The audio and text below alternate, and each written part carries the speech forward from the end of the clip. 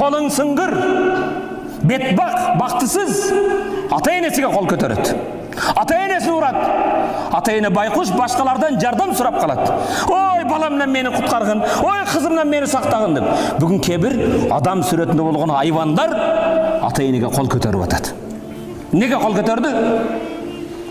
Қолың шалбағыр. Бұл қолыменен сені астыңды тазалады, алпештеді, өстірді. Бұл пенсияны бербей қойды деп, менің насыбайыма, наркотигіме, арағыма пұл бербеді деп, ата-енесіні ұрғандар бар. Урматты мұсылман бір туған жоқ емес. Қарылар үйіне барыңыз.